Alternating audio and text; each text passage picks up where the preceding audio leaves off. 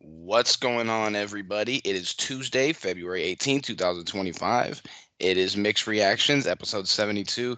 I'm here with Casey Merritt, Justin Duncan on a rather slow weekend. How you doing today, Casey? Oh, no complaints. Like you said, it's a pretty slow weekend now that the NFL season is over. It feels like there's a void in the sports world. This is that void time of the year where, unless you have a niche of what's going on, like your niche team, like college hockey or something like that, Yeah, kind of a quiet time frame. yeah. Um, right in the middle of a bunch of All Star weekends, as you are. Um, some good stuff, some just crap in terms of that. I don't know about you guys, but NBA All Star Weekend has just taken a nosedive over the It, years for me. it is off. I mean, we were talking about it last weekend. Last show, I was saying how when I was a kid growing up, the Saturday night events were always a must watch for me. They were the Now, rage. yeah, they were the rage. Now I couldn't care less. Like I watched the dunk contest from Mac McClung, and he saved it for the third year in a row. So props to him. He just keeps getting more inventive, and he's phenomenal, no question there. So all props to Mac McClung. But other than that, the dunk contest was terrible. I'm pretty sure Tyler Hero won the 3-point contest, although I didn't follow it that heavily. I was way more invested in Yeah. USA. I think Oh, most yeah. people should have been, to be honest. And then LeBron at the last second says, "Yeah, I'm not playing." That's just cheap, like a cheap cop out. Like, oh, I'm hurt, even though he's played in every All Star game in his entire career, Even every 10 single or one. 15 years ago, when you think back of the All Star games, all we really asked for when you really think about it was a close game and about 5 to 7 minutes of competitive basketball. That's all we asked for. That's all we wanted in terms of these All Star games. All that we need was someone to play defense for like 3/4 defense, not full Yeah. strength necessarily, but 3/4, The and we first can't even get that. the first All-Star game that I watched was '03, Jordan's last All-Star game. It was pretty competitive. You knew the guys weren't gonna murder each other on a foul, but they were still playing relatively competitive. They were like, that was a pretty intense game. I remember the All-Star games, like Casey was saying, like we expected to be, you know, It's a pickup game. It's a five glorified to pickup seven. game, obviously, but Mhm. But it's it's like, dude, they don't even, and no matter how they do it, like the Four Nations face off, on the other hand, like you talk about the hockey game started after the fights. Like shit was wild. It was within what 9 seconds, three 9 seconds, 3 fights. Brady and Matthew Kachuk, Kachuk had all two. all preceded by with the Canadian fans booing the national anthem for the United States. And as soon as that happened, and I think if I recall hearing something correctly, this was even before that happened. It was a premeditated "we're going to brawl" Yes. situation. But that was just like the straw that broke the camel's back, as it were. Of let's go, let's throw down.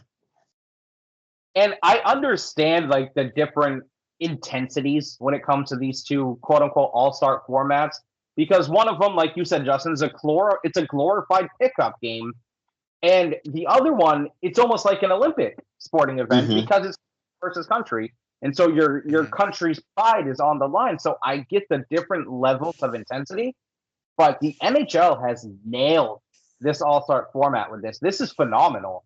I think this is Bro, something that should continue. I kept hearing about it. They kept promoting it, and I'm like, what the fuck? And I'm like, oh, it's a cool, it's an exhibition hockey game. So I'm not even thinking that it's around time for NHL All Star Weekend. And yeah, dude, like that that was something pretty unique. They nailed it. And then I was watching a little bit even of the Finland Sweden highlights, and that even was pretty intense. But I mean, we got what championship game Thursday in Boston, Canada USA. So it's gonna be I mean, we were very slight underdog. Some books has had it as a pick 'em, but a lot of people think we have the better team. We came out 1-3-1. They scored first, if I remember correctly. Canada did. We I had think the you're. I better think goal. that We scored, then they scored, and then we went up 2-1. Connor Hellebuck, who is Hmm. of descent of UMass Lowell, watched him play while he played at UMaine. Well, he'd play against UMaine at for UMass Lowell. Always a stalwart and never never a slouch night for him. Who does he No. play for? Winnipeg. Oh, is it Winnipeg? Oh, okay. I've heard the name watching games. It's just you know the goalie I really liked last postseason, Bobrovsky from Florida. Oh no, who was the old boy from Denver that was sitting on his head and the champ Ryan Davis.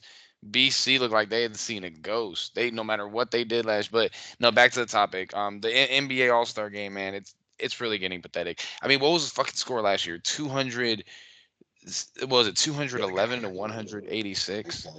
Like I don't really know. I mean, yeah, the NHL has nailed it, but I don't really know any solution what the NBA could do. Looks good. Well, see, with the NBA, when you think about it like this, in terms of the All-Star game, that shit makes your boot pop. super. Hey, We'll give him a minute. It's fine. but yeah, no, yes. So regarding the NBA, right? Here's what I'm saying. Their All-Star weekend, in my opinion, has almost gone to the bottom of the totem pole as far as necessity. I mean, you got to think of where the NBA is right now currently. Of course, during the first quarter of the season, or as I like to break it down, this is going to sound weird. I'm going to go into a little bit of an off-topic breakdown here. I break the NBA down in one season into 4 separate seasons, and I'll break down what they are. So to me, the first season of NBA is opening night till Christmas Day. The second season is post-Christmas Day till All-Star break. Nope, All-Star break. Okay. The second season is post-All-Star break till the postseason, and the fourth and final is the postseason. Anyways, regardless. During the first season of the NBA, the ratings were severely down, right? It was one of the worst rated NBA seasons so far. People were attributing that to, oh, nobody wants to watch the game no more. They've ruined the style of basketball. When really, when you break it down, the reason that the ratings were so particularly low in this situation is we were in the most heated political climate our country had ever seen, in one of the biggest political races our country has ever seen. It was still dead center of football season, so the NBA just wasn't much of a market value during that time frame. The ratings have gone up since then, and they're going to continue to do so. We're going to get a tremendous playoff run here, I feel, but when we're talking about the All-Star game, I think that's just taken the back seat because the NBA knows where their fan base lies, and they know where their money comes from, and that's through the postseason. With the NHL, they're not as well marketed in America as the NBA is. So they need to think of different ways to make money throughout the course of the season. And I think they've nailed it with that. I really do. I think this is a tremendous outlook for them. I think it's something that should continue, but I don't think it's a knock against the NBA for having this bad, I'd say, of an all-star break. I just think it's where the cookie crumbles for them currently due to where they know their money is coming from. Well, my thing is almost kind of like, if they want to shove the play-in tournament down our throats so bad, why not just expand it? Because, I mean, do you guys remember the last year of the Pro Bowl where they played tackle football? If I remember correctly, it was in Vegas, and it was so bad, bro. That's what the All-Star game looked like last year. This year, the presentation, I didn't watch it. I've heard from multiple people, comments, YouTube, Reddit. It was really bad, but when you come to the point where the dudes visibly aren't trying, like you said, we've never really realistically expected that they're going to go balls to the wall and dive into the third row, for an exhibition game. But when it's just obvious that they don't care, it doesn't. I mean, I'm a huge basketball fan, and I don't want to watch it if it's just blatant no resistance at all. Dude, drive to the basket. You don't even try to put your hand up. Like, not even trying. You just let them go. How do you think you scored 211 points, bro?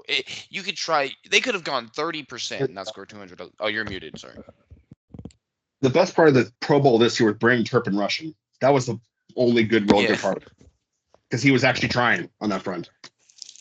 How would you guys feel about the NBA moving the All-Star festivities to the end of the season like the NFL does? I wouldn't have an issue with that. I mean, I feel like more guys will find a reason not to do it. That's true. That's true. They would. I mean, I don't know, man. It almost seems to the point. Like, do you guys feel like it's past the point of no return? Well, what there was Ever- talk about a USA versus the world kind of thing, which I think is probably a better format than what they've been doing the last few years. Yeah. Only because world players who are not US born players, there's more of them, and there's more high quality world performing players as opposed I get to what just you're saying. straight US. But because Yeah. you're going to have Giannis, Luca, you're going to have Shai Alexander, you're going to have an all-star roster worth of players who play for international teams when they're in the Olympics, for example. So unless you shift to that, the NBA All-Star Weekend is dead to me. Just world versus USA, but even then, like, okay, if you we'll just In terms of competitive value, unless you Mhm. have that, it is dead. I don't think The- we can get an all-star game from the NBA that has competitive value. I mean, if you take into consideration before they did this country versus country format that the NHL was doing, they had the same complaints about their all-star game too. It was Mhm. 3v3 hockey with nobody actually trying to play defense. And Right. so, unfortunately, as awesome as the original concept of an all-star game is, it's lost all credibility and it's veered so far off from what the original intent was. I mean, do you Mhm. guys remember? We'll just take the Pro Bowl for instance, when Sean Taylor decapitated Brian With the Mormon. punter. I was gonna say, didn't he just like completely just blow the doors off of him and like he knocked him into the next century? Yeah, and and then what you said earlier, Ian, as well about the '03 All-Star game, Kobe and Jordan battling against each other. As you like we said earlier, we're not expecting a NBA Finals Game 7 type effort. Right. We do want to see the high flying dunks. We do want to see the crazy assists, no look passes off the backboard. We do want to see that in an all-star format, absolutely.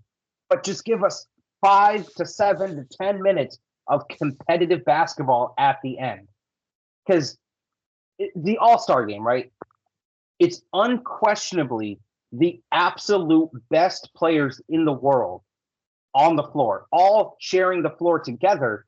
And yet we see videos and clips in the summer after the season of NBA players going to Rutgers Park, going to a pickup gym in LA and giving twice the effort that they do during the All-Star game. Absolutely.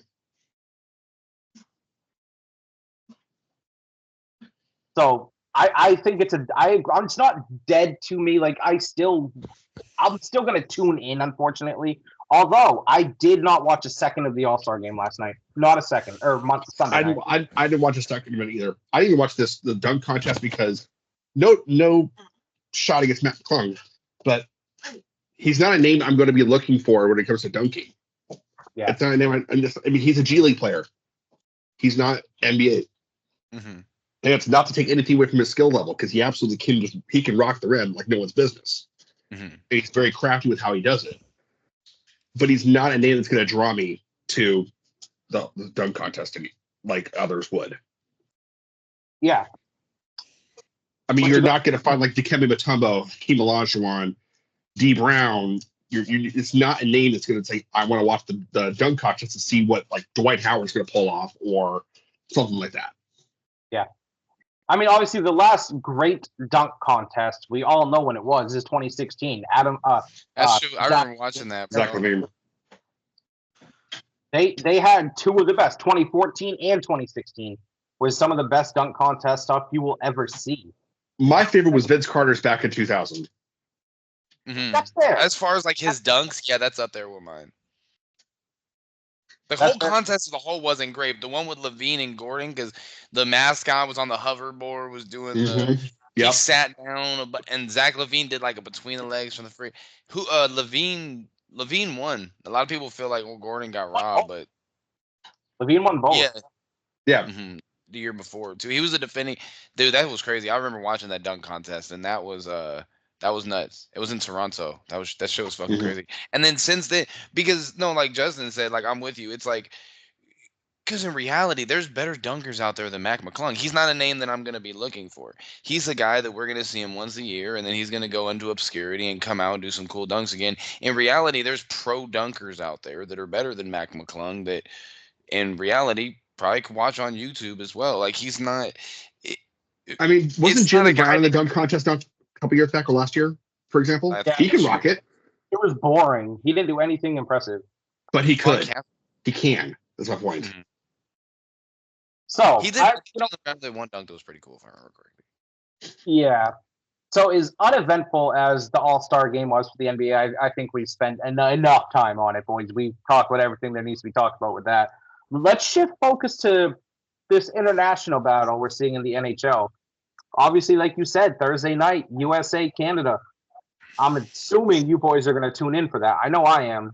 Yeah. I think that's going to be one of the moments in quote unquote hockey history that changes that format. I think that's how the All-Star format for the NHL is going to continue to go, and I think it's in the right direction.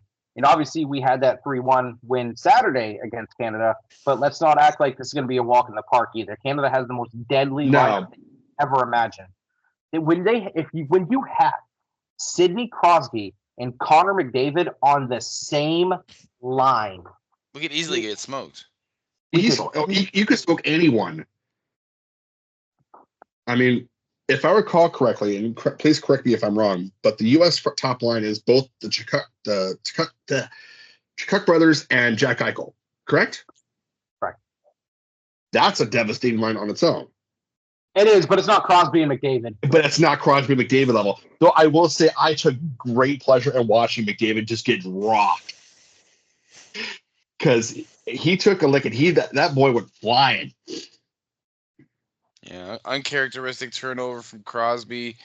Lost 3-1 on an empty netter towards the end, but we'll see, man. I mean, it's going to be in Boston, and we got the dub. They're not going to be happy about the national anthem being disrespected like that. Oh, no. It's going to be rowdy, and they're going to be playing House of Pain throughout the game, hopefully, and it's going to be awesome. I'm curious if they continue to do this format, which I think this is a perfect format for All-Star Weekend for the NHL. If you're going to change up the countries at all, because obviously you have the U.S. and Canada, would you have like Russia, Czechoslovakia kind of thing, or would you just keep it Finland, Sweden?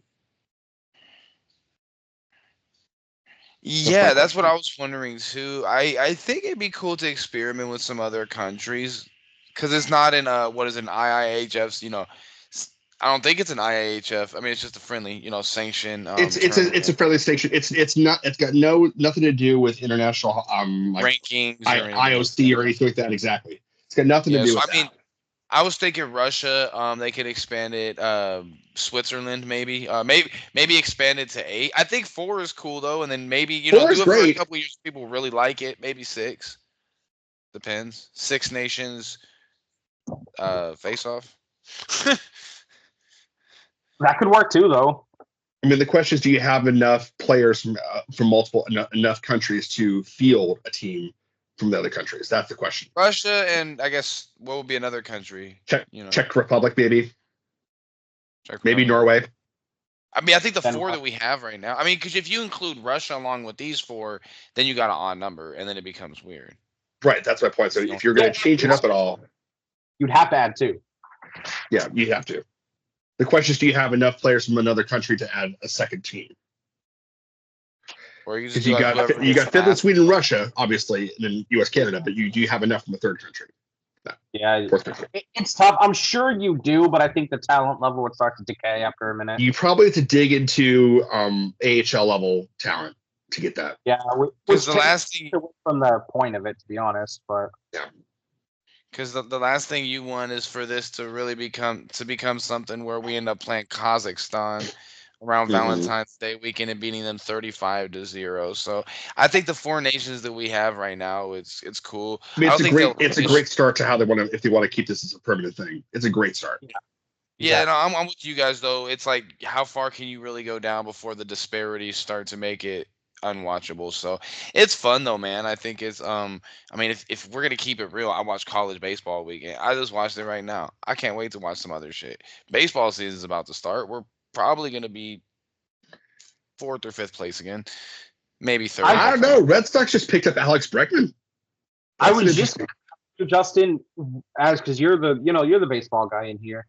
Mhm. What difference is this going to make for Boston this season? I mean, with Bregman coming onto the roster, I'm not well informed enough to make that an official opinion, but what I truly believe still is I still don't think they're up there with the likes of New York, in terms of the AL East, or potentially even Baltimore.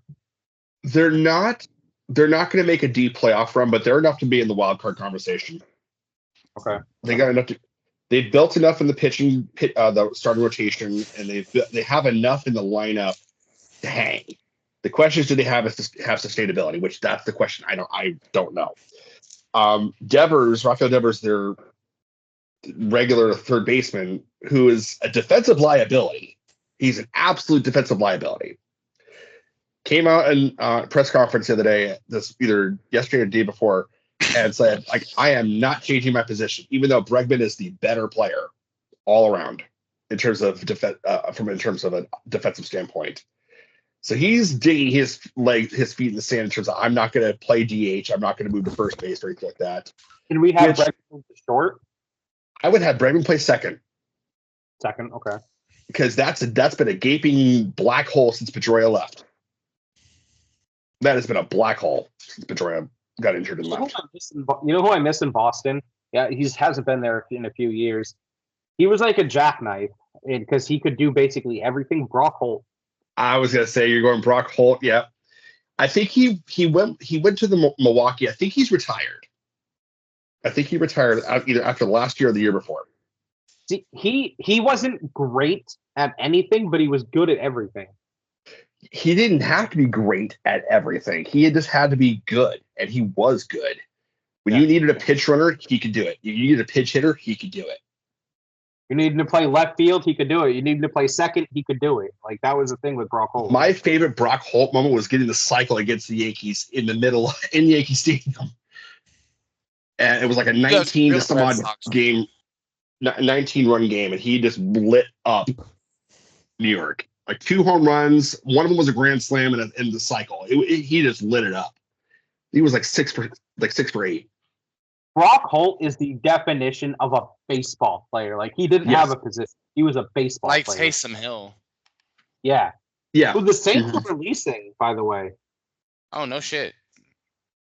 That's a very odd move for New Orleans. Obviously, you guys know Taysom Hill's 34. Like, he's getting up there. Is he really that old? I didn't think he was that old. I know I that. thought it was old upper 20s. I didn't think he was in his 30s. Wow. 34. Wow. I've never heard of Brock Holt. You guys are some real ass Red Sox fans. I'm not that much anymore, man. Like, I need to find my way back to it. I'm not saying the Red Sox have lost my love, lost my fandom. It's just me personally have almost gone away from baseball these last 5 years. I can't put my finger on it. I don't know what it is. Because they've stuck? Potentially, sure, but I've stuck through a lot of my team's years than they sucked. I mean, just currently speaking, in the background right now, I have Syracuse and Pittsburgh on in the background, and Syracuse is 11-15. I still watch a lot of the games that I can try to, but with the Red Sox, it hasn't been a priority. I think that's got to do with how many games there are seasons, 162 game seasons. So it's kind of like, it's not like it gets monotonous, but at the same time, it's like, okay, how many games am I going to watch? There's like 162 of them. I'll catch the next one. I'll catch the next one. And the next one never comes, kind of thing. Yeah, no, that's absolutely it, Justin. Like, I watched a handful of games, if that makes sense. Like, I watched portions of some games. I don't think I watched one game from start to finish last year. Christ, I watched the World Series than I did of any Red Sox game this past season, and that hurts me to say because it was the Dodgers and the fucking Yankees. But you can't tell me it didn't feel good to see the Yankees just get their asses beat on the world stage. Yeah, no, I like that. Of course, I'll never hate on the Yankees losing, but I need to figure out something in my mind where I can sit down and watch some Sox again because, they were one of the first teams that I had that I saw win a championship in 2004. Like, You know, obviously 03 was Syracuse, but that's how I became a fan. I was a fan of the Red Sox before that, right? Before 04. And so I remember the 03 ALCS. Were you born before the Cowboys won the Super Bowl? No, I was born in 91. Okay, so you were there for you were alive for at least a couple of them. 3. I was alive for 3. So how I became a Cowboys fan, fun fact, the first football game I ever remember watching was the Cowboys Steelers in Super Bowl 30 when they beat them. Okay, so similarly. Okay, fair enough. Yeah. So kind of derives from the point though. The Red Sox were the first team that I was a fan of before I saw them win a title. That's fair. Okay, fair enough. Celtics too, but that was after, right? So Celtics was 08, right? Yeah. Correct. Yeah. And so I'm almost mad at myself for falling out of love with the Red Sox. You know what I mean? Mm-hmm. I want to get back into watching them. It just baseball just doesn't do it for me now. Yeah, it's really. Yeah. But the thing about MLB though, the games have short with a pitch clock, and the MLB has made a great effort. Shit, there was games this past season that were only an hour 50 minutes. So the MLB is doing a great job. As far as my baseball team, we're gonna fucking suck again. Mike Trout's shifted to right field to save his health. He's also what 30? Fucking, he's like 34 now. Shit. Man, I don't know. He's the Dan Marino of the MLB. Yeah, 100%. One of the greatest ever, no question. One of the greatest to ever play the game, but will never win a chip. Yep. He's been to the playoffs once. Watch, he's during the ending years, during the twilight of his career, he's going to go to the Dodgers and win a title. God. Shohei left and won one immediately. Shohei is a generational talent, though. Shohei's a unicorn. Yeah. Isn't he? He's going to pitch again this year, right? He just did his first full bullpen session at spring training this last couple days ago. Yep. Crazy. And Paul Skeens, Pittsburgh pitcher, who was the rookie of the year for Pittsburgh, who has a 108-mile-an-hour fastball or something like that, some crazy number like that. Holy fucking shit! They topped out at 108. Now I know he was at like 104. He was like 108 or 106. It's somewhere in the like high over 105. Holy fuck! And he has what's called a splinker, which is like a splitter sinker combo, which is almost unhittable. He's adding more pitches to his his repertoire. He's gonna be, you're not gonna be able to hit the guy. His girlfriend's fucking hot too. Livy Dunn. Yeah, so's my wife, but that's another story. Yeah, I know. I got caught in the hot mic. I know. Hot mic. But yeah, no. Paul Skeens, bro. I mean, he was an all-star last year, rookie year.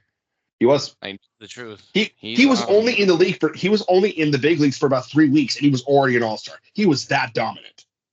Yeah, I remember watching him at LSU. That's the only time I remember a college.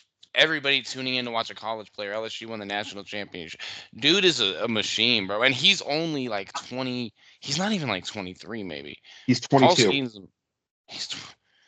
Yeah, I mean, because shit, I know he's topped out. I know during the game at 102, I heard he could throw as high as 104. I didn't know he was throwing that. Bro, his arm is just, he's crazy. And I didn't know, I know his fastball is his big pitch, but I didn't know about that other splinker pitch. Like I've seen a few of the highlights that I'm talking about just burning dudes with heat. It's just nasty.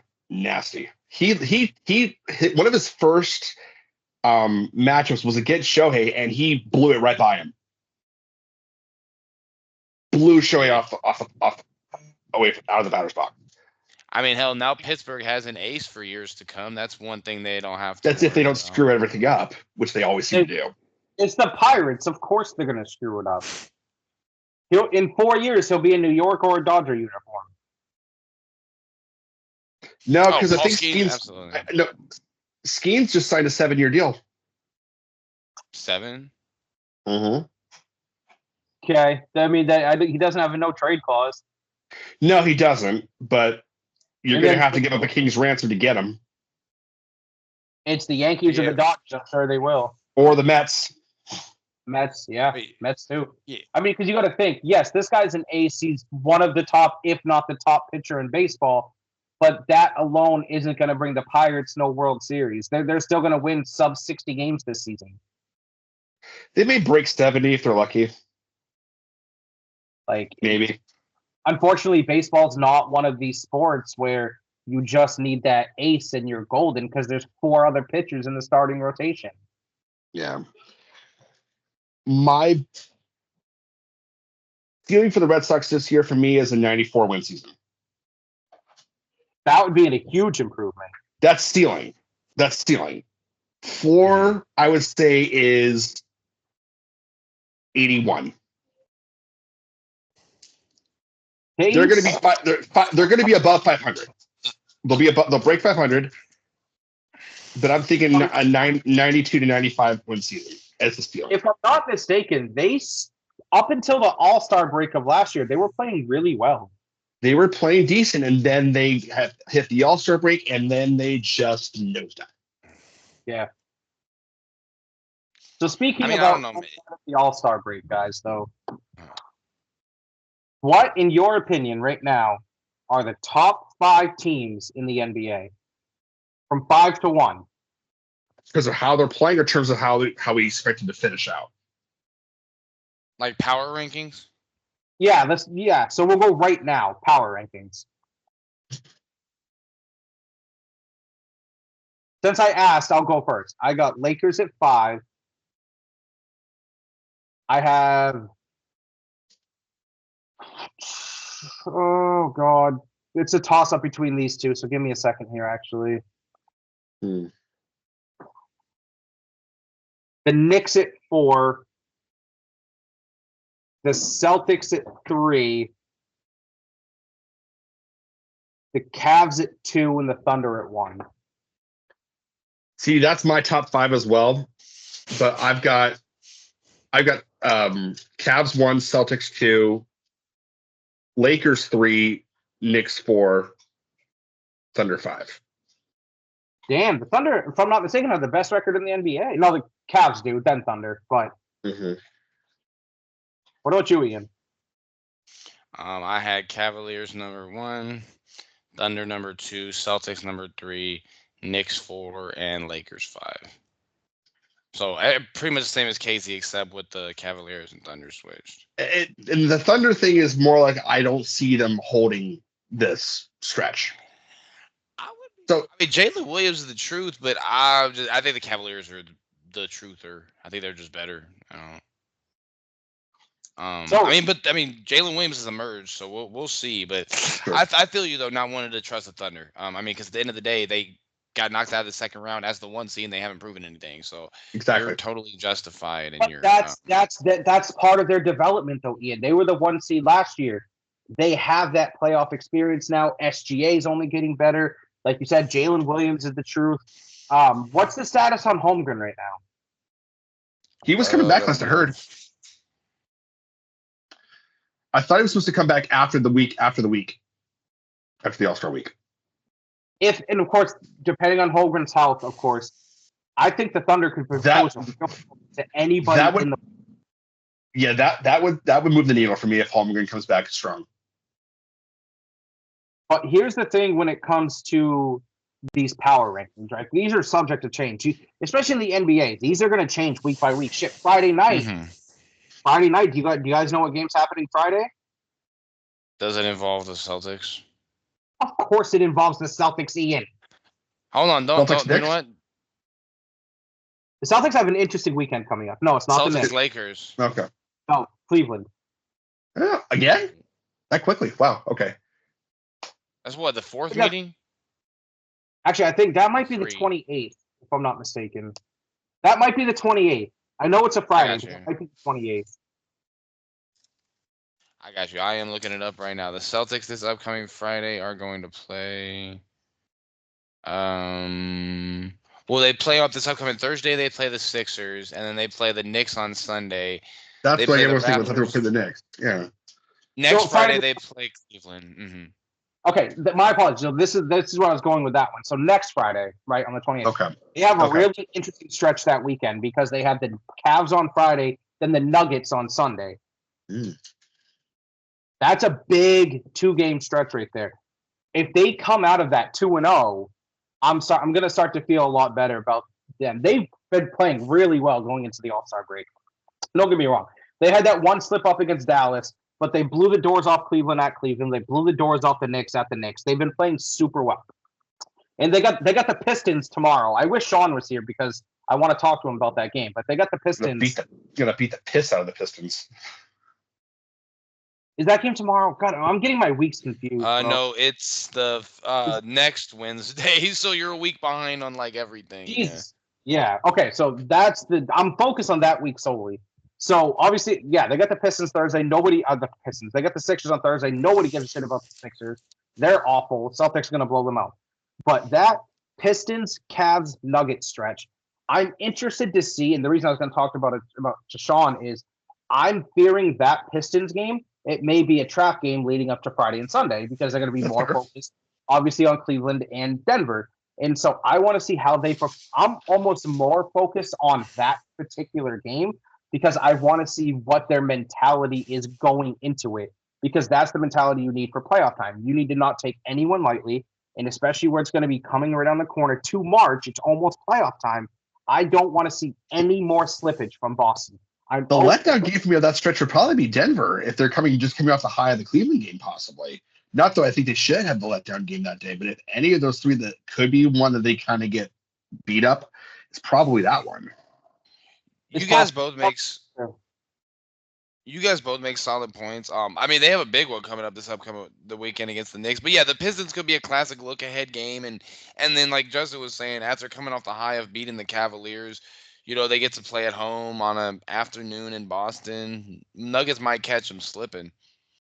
So I mean, either game could be a trap, but I mean, I think this is going to show how well prepared they are because you're 5.5 games back of first place. You're 2.5 games back of the Knicks for for the second seed. So this could be a big 5-game stretch for the Celtics. Only 27 games left. I'm not worried about them coming off of a high and having a letdown game just because of the fact that playoff run they went on last year. When you're a champion, you're accustomed to not coming off that high to have a letdown game. But what can happen, I feel, and this is where my fear comes in, is when you have a team is inferior and you don't step up. The Celtics, I feel, play better against the top echelon teams comparatively to the middle of the road teams. And that's the type of effort that I want to see halted. And I want to play down to their competition. Thank you. Yes. And that's the type of thing that I don't want to see because that's what gets you beat in the playoffs. I don't want to seem like I'm overhyping this Detroit game, right? Like I'm not saying, I'm going to be more hyped about beating Detroit than I would about beating Cleveland or Denver. But I want to see that they don't slip and fall during that game. Is that coming off clear? Am I making sense? No, that makes sense. Okay. You want them to look like crap against Detroit, even though because they should be beating the hell out of them. Yes. And especially where Ian said, like they had that huge weekend. Friday, Sunday, Cavs, Nuggets. 2 huge games, 2 games that you could play your A- game and lose if they play their A to A+ games because they are really good teams. But you could play your A- game against Detroit and beat them by 25. I don't want to see them bring their C game and end up losing by 6. I think home court means a lot though, because if you look at it right now, the Nuggets, Celtics are 5.5 games back of the Cavaliers for first place. Playoffs started today. They play the Magic. I think they're beating the brakes off the Magic. I don't think there's any other way that series. Then the Knicks right now with the 3 seed. They play they most likely play the Knicks if the Knicks advance past the first round. So then I don't know, man. I wouldn't feel comfortable as a Celtics fan with them having to go on the road. Granted, they have the experience, but you still have a really good Cleveland team with a guy who can get a bucket when he needs to and Donovan Mitchell, and now they have the experience. If I'm the Celtics, I feel a lot better with first place in the East, and I don't know if that's going to happen. So I don't think they'll get there. I think they're going to finish with the 2 seed. I mean, like you said, 5 games with 27 left. I'm not saying it's impossible, but the way Cleveland has looked this year, it's not very probable. So I think they are going to have to take it on the road. But as I said last show, the Celtics are the best road team in basketball. They're 21-6 on the road. 22. And to your point, if you have the 1 seed, you're playing the lowest seeds going all the way through into the playoffs. If you want to play up to your competition, you want that 2 seed. Yeah. And I know the Knicks I don't know are about good. that. I mean, again, if you want to have matchups that play up to your level, that's what you want. If you want to coast through the postseason like the Celtics did last year, then you want the 1 seed. I get what you mean. I just think personally, I think the mindset of a lot of teams is, I don't know. I think they'd rather coast through the first 2 because it's different than sitting on a bye on your ass and not playing anybody. But I don't know. Maybe I guess it depends on your situation. If you feel it would benefit your team more to coast or to actually have somebody push you and test you, I guess it could just depend on the situation. Well, here's my thought, right? Here's my thing on this, and I slightly more aligned with Justin's point of view in this one, and here's why. You want to be ready. You want to stay in that locked in position and take. I know they beat them in 5. Don't get me wrong, but take game 2 of the first round last year. The Celtics obviously blew the doors off Miami game 1. Game 2, what happened? They came in laxed, unprepared, and unfocused. In Miami set a franchise record for 3 points and ended up losing game 2. I don't want to see that be the case against Cleveland in either a game 3, a game 4, something of that nature that can drastically swing a series. I want them to be on their toes from game 1 of the playoffs. And obviously the 7th seed, if it's the Magic, sure, I think they'll blow the doors off the Magic. But I like having to go right into that next round against the Knicks. Here's why I like that. Obviously, the Knicks are loaded. They're a really good team, right? But Boston's played them twice this year, and they've blown them out twice. Once at home, once on the road. I don't think the Knicks are a real threat to Boston in a 7-game series. So, but it's also tough competition. They're not a team you can lay, a half-hearted effort against. You need to go full board. And so you're going to be in that mentality from round 2 on, which I like. I don't know, man. Don't sleep on the Knicks. Karl-Anthony Towns might be the best player in that series if they play the Celtics. Are you out of your fucking mind? Nah. You serious? Karl-Anthony top 10 and in the MVP race. Do you see where Jason Tatum is? He's pretty high out there too, but that's besides the point. I think he can easily be better. But you think Karl-Anthony Towns is better than Jason Tatum? No, I'm saying I think in the 7-game series he could be the best player. I think he presents. You're delusional. You are delusional. Can't. He's harder to guard than Tatum. He's a harder matchup than Tatum. I'll say it like that. Not if you get physical. No. I mean, I know. Don't get me wrong, man. You get Karl-Anthony Towns in any kind of foul trouble, and he folds like a plant in the cupboard. Yeah, I mean that's fair. I've watched him fall multiple times in the playoffs and watched him just disappear. So maybe maybe I should just put that on the shelf because he has fucked me a few times in the playoffs. Put that on the shelf and let it collect dust for another 10 years. He's played a lot better in this season though. Is a borderline, and I mean borderline top 10 player in the league. Borderline. Borderline. Tatum is easily top 5. Easily. Debatable. I'd say he's 5. I mean, he ain't, he's not Jokic, he's not Doncic, he's not AD, but so Tatum's better than AD. I'll give him that. Not when AD's healthy and on. No, because done both ways. Is he ever healthy though? Like, okay, if you were to start a team right now, Tatum or AD? Tatum, because he's more reliable. But there you go.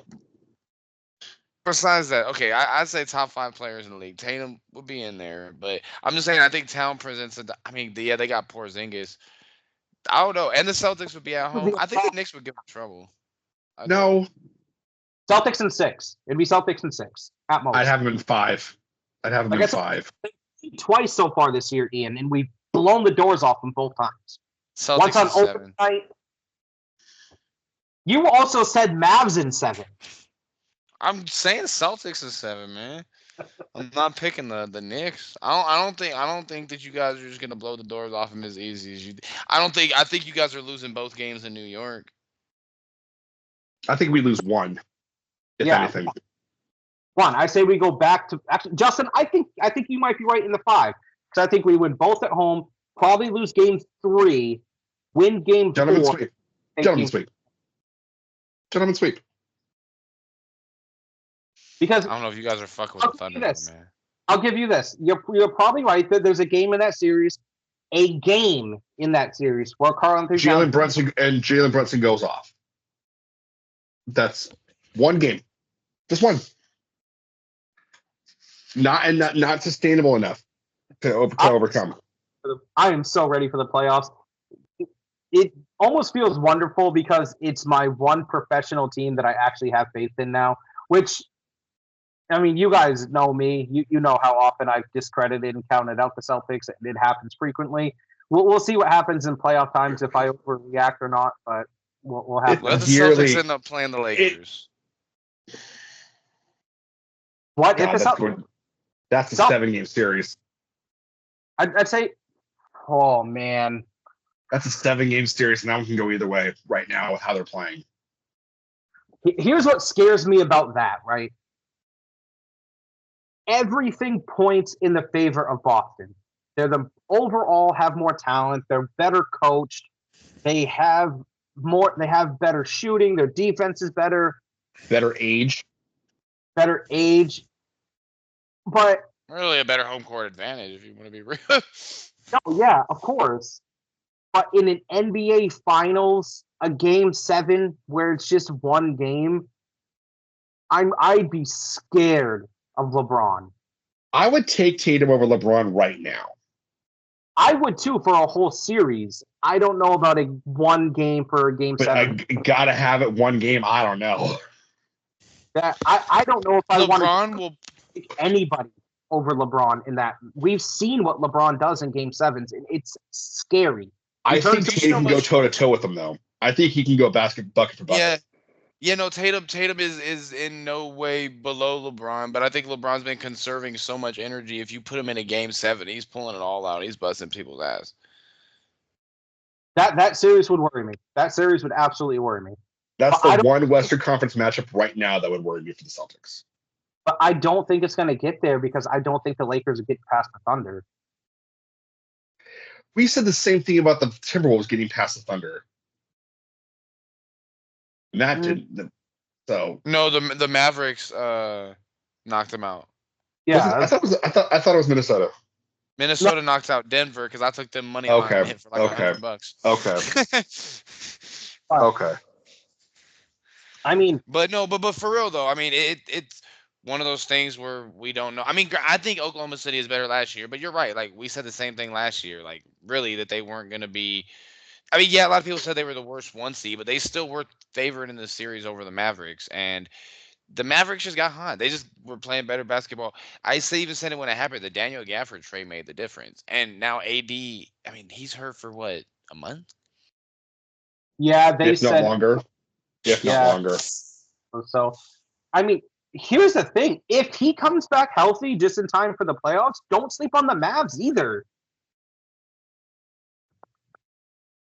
Yeah, I mean they don't. I mean, granted, they're missing a huge offensive piece that they had last year. I mean, I think people.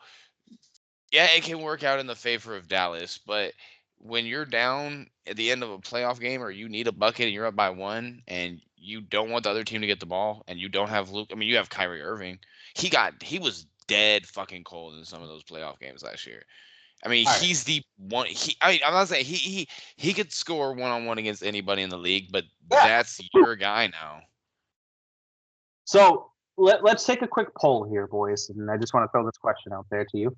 Quick poll: how long from the first tip off in the playoffs in a Celtics game is Casey going to text the group chat and say this series is over? 8 minutes into the first quarter. I feel like you're gonna do it just first quarter, 8 minutes in. I say by series the is over. We're a first round exit. We're done. I say by the first media timeout, so like the 4-minute mark of or the 8-minute mark of the first quarter. So 7:33 left in the first quarter is when we'll get the text. Series over. We're done. We're going home. Bro, and some of this shit, I'm just like, dude, it's not even funny. Like, you guys are only down by 3, and it's 30 seconds into the game. Like, man, I mean, you guys saw that. Matter of fact, we need to talk about that. Wagner loses in college baseball, 36-6. And if I remember correctly, weren't they at home? They were. Were they? I forgot if they were at home. 36-6. They got 30 ball or 20 balled in the third inning. In the third inning. Yeah. Horrendous. I had to quit. What do you say as a coach in that situation? We'll see you guys tomorrow. Make sure you're on time. Like, I don't really. If you don't want to be on time, that's totally fine. I don't really want to be here either. That's probably how I would go. Dude, you realize how long it takes to score 20 runs? That's 20 base runners. And do you think about the average at bat? What? 4 to 5 pitches. 4 to 5 pitches, which takes a good 3 minutes. 3 minutes, 4 minutes. Dude, that shit's crazy. There should be they lost at some point. I feel like Coach Klein and the Water Boys, like, and here's how they scored up against us again. To my understanding, there wasn't a mercy rule because it was a non-conference game. It's because also both coaches agreed. Yeah, Indiana State coach shaking his hand like, yeah, no mercy rule. Good, fair, honest game. They don't know what they have coming. Speaking of not shaking hands, not sure if you saw on the broadcast, Casey, but not to shit necessarily, but Mike Souza had some saltiness after this last weekend for UNH. Serious salt. Didn't even shake. Wasn't in the lineup for the handshake after the end of the game. Yeah, he walked right off. To be fair, not to be fair, because you can't do that, right? You can't. I will say this. Obviously, I know we walked away with 5 points, and that's what we needed. That was called it. All that. I said it was going to be 6, but UNH, you could argue, outplayed Maine for 5 out of 6 periods. Yep. It was 4.5. 4.5. I'd say 4.5. Sure, we'll go 4.5. Sure, but that's I'd say the 3 out of 4 series now that I've thought the same thing. And I'm not liking, obviously, third period explosion is great. I understand that. But this is not the time. It's not sustainable. It's not sustainable. Not at all. Then this is not the time to be having these lulls that Maine is having. 0 for 32 on their last 32 power plays. At the beginning of the year, we had one of the best power plays in the country. Now it's one of the worst I've ever seen. And they're they're overcomplicating it first and foremost. They keep looking for a quote-unquote better shot. Just put the goddamn puck on the net. Get a rebound. Stop getting cute about it. Just shoot the damn puck. Exactly. And I will say, dude, if it was not for the absolute phenomenal play of Alvin Boya, we would have lost 4 out of our last 6. We'd have lost 7 of our last 9. But yeah, that's fair too. He has been our saving grace this season, and he needs to be lamented for it. He was a walk-on last year. I know. Justin, he was a walk-on. We saw his first start ever live in person. Against UNH. It's like Osman's not in. Where's Osman? What happened to Osman? Wasn't Osman. It was Boya. And that's all it freaking took. Yep. That one game. And they were like, yep, this guy's got something special. Well, we'll see what's going to happen because they're going to go on the road Friday to UConn. That's a tough twice game. Twice at home against Vermont the following weekend, and then they go on the road to UMass to close. Yeah, the Vermont thing is going to be. I'm going to the Vermont one. You go to the Vermont one? Yeah, it's my wife's originally from Vermont, and she's never seen a UMaine game. Yeah, so well, there you go. She's not rooting for Vermont by any means, but it'll be fun to do. So we're going to go to that game. And then, of course, that UConn game, I agree with you, Justin. It's going to be tough. That's a tough route. We need to come out of that game like it's a tournament game because of the way UConn punked us at the Alfond 3 weeks ago, I believe it was. when it comes to the tournament bracket, we need to avoid. I'm not. I mean, there's you. If you're in Hockey East, you want to avoid a team within your division. Obviously, when it comes to the national tournament, the three teams I don't want to see in the tournament, and I'll tell you this right now. I'll go against Lowell. I'll take Lowell all year long. I don't want UConn. I don't want BC, and I don't want BU. Not with how BU's been playing recently. Yeah, I mean, I definitely want to avoid BC, and I hope they get upset by somebody, because when you're breaking it down and you just look at it, roster to roster, even coaching wise, BC is a step above everybody. Oh, They, yeah. they're the best team in the nation. Like, I don't know Michigan State's right now number one. I would pick BC over Michigan State if they're playing in a tournament. In a vacuum, I would take Michigan. I would take BC. Yeah, sure, definitely. Oh, yeah, me too. I compare BC. I've said this on the show. Like I said, I don't remember how long ago it was, but I compare BC. They're like the Duke Blue Devils of college hockey. Easily. Yeah, they're always within that mix, no matter what. But Maine's ranked 4th overall in the nation now. Yep. Which means if the season ended today and the brackets were set up the way they are right now, we'd be going against Quinnipiac. I'm okay with that. That'd be a good match, and we'd face the winner of Western Michigan against Lowell. It'd be Western Michigan. Yeah, would be. And then I don't know if we'd beat Western Michigan. They're really good. They're a sneaky good team this year. Yeah, they're really, really good. I think they're third. They're third, aren't they? No, Western Michigan's 6th right now. 6th. Okay. Yeah, man. I don't know if you guys noticed, but Maine's basketball team's fucking good. You guys are, I believe. Let me double check. You guys are still 2nd in the American Eastern Conference, behind Vermont. They barely lost to Vermont this past week. Vermont, that game was close. Yeah, they 4-point game, 65-61. Yeah, Vermont, it seems like they win that shit every year. That's one of my favorite parts about championship weekend is watching the game in Vermont in that little ass gym. But dude, I've watched both teams. Maine, if they play again, I got my money on Maine. Dude, I'm looking at the highlights, like that shit's packed. Like it looks like such a little tiny little arena, bro. Looks more like a gym. Was it at the pit or was it at the Cross Center? I don't know where it is. It's a tiny arena. It was the pit. Yeah. Because you got to think the CrossFit's like what, 10,000? I think 8. 8, yeah. Yeah, I know which one you're talking about. I've seen them play there before. No, not that one. It's one where it has like little not balconies, but yeah, like the bleachers are like higher up. You know what I mean? That was the pit. That's the pit. I used to run pickup in the pit. They got a Hammond Lumber Company logo right behind the That's the pit. That's the pit. Yeah. Justin, that's on campus. Did you ever play pickup there, Justin? No, I actually never figured my way to get into the damn pit. Actually, couldn't figure my way into the thing. KSV CBI, shooting corner threes. Here's what we used to do, right? Because obviously the field house, you know how that gym is right next to the pit, right? Mm-hmm. So we would start, of course, because you have to go to the field house first. We'd start playing in the field house, and then as soon as the administrators left, we'd all creep in and go to the pit and play pickup there. Yeah. Oh man. So I usually play my pickup at the rec center, so that's what I would do. So that's fair. Pickup, yeah. The Y, the rec center, those are always good places. On campus rec center was always good, but yeah.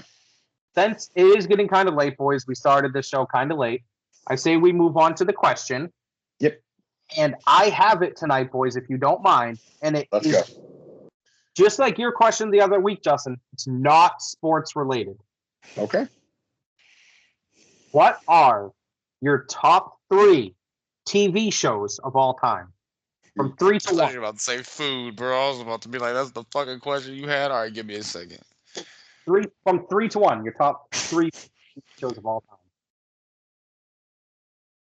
We ranking them? Yeah. All right, rank them. Sure.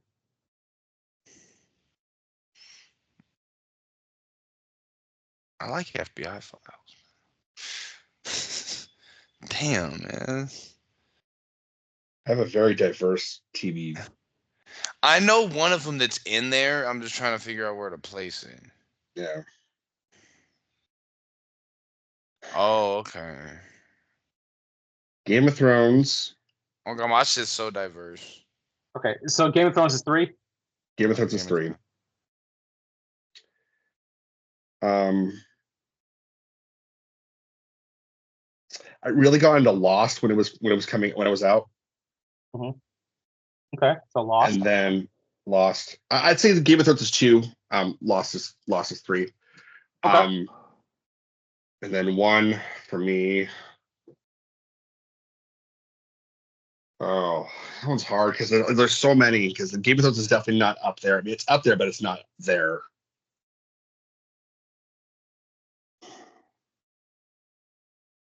This is gonna sound like a cop out, but any of the original, like the 90s, like original, like Next Generation, Deep Space Nine, Voyager, Star Trek series, interchangeably.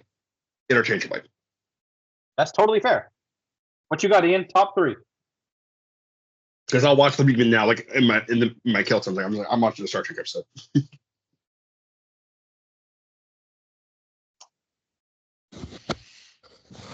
Damn, man. I was trying to think of something too. Like, I'm sure Breaking Bad's on one of your guys' list. I'm sure it's on yours, Casey. I've never seen Breaking Bad. Neither have I, so don't feel bad. Number 3. I can't say nothing because I just saw it recently, but you guys have, and I literally mean fucking have to watch it. I'll get to it. Episode 1 tonight, Justin. All right. Number 3. FBI Files. Okay. Number 2. Before I get my top 2, I just want to give one that I have. I'm taking out Law and Order SVU. Oh, okay. That's a good one. That jumps Lost. I was thinking about that. It's like, nah, wait. I've seen every single episode of Law and Order SVU, Justin. When the new season, Thursday at 9, boom, I put Benson right on every time. Yep.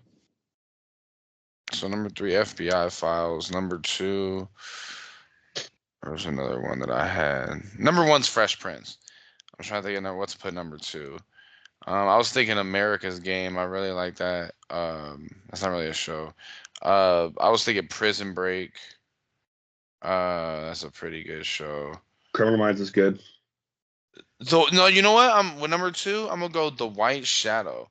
I think I mentioned that shit before. It's a show from the '80s. It's about like it's Ken Howard. He's like a white savior. Goes into a LA City high school, and he's like a former basketball player from Boston College. Good ass show. They got the whole thing on YouTube. It's from the like early '80s. He's like he played for the Bulls before they got Jordan. Okay. Fictional basketball player. So with my number 3, it's a dead even like toss up, right? It's a dead even between Law and Order SVU and Shameless. Number 2 would be The Office. Mm-hmm. And then number 1, Breaking Bad. The Office is up there, but it wasn't one of my first that I watched. That's one of the more of a recent one, so that's why it's not up there for me. Oh, if we're going like like for what's the word I'm looking for? Because for me, from all time, because again, I didn't pick up The Office until Brittany and I got together. That's fair. I normally would be on page with you with something like that and would have something that I just recently watched in my top 3. But with Breaking Bad, it's just such a fucking masterfully done show where every scene ties into something later. Like it's so. It's gonna be hard for me to separate Bryan Cranston from being the dad and Malcolm in the Middle. Not gonna lie. I thought that at first too, but it took me about a season and a half, and I'm like, nah, that's not Malcolm's dad. That motherfucker's Walter White. Like, okay, fair enough. You ever seen an actor embrace a role that's how you associate them? Like, to me, to this day, for some reason, Denzel is still Coach Boone. Like, Keanu that's is still Neo. Really, out of all his roles, Keanu Reeves is Neo. Like, yeah, Keanu Reeves is Neo. Even though my favorite Keanu movie isn't The Matrix, it's Hardball. But that's a good one. That's a good one. But anyways, I'm telling you guys, this is a show. It's an absolute must watch. I guarantee you, Justin, by the 5th episode, you'll be hooked. Hooked. All right. Challenge accepted. It's just a beautiful show. Maine wins this week, 3-2. Yes. I'm thinking a redemption game, Justin. I got 4-1.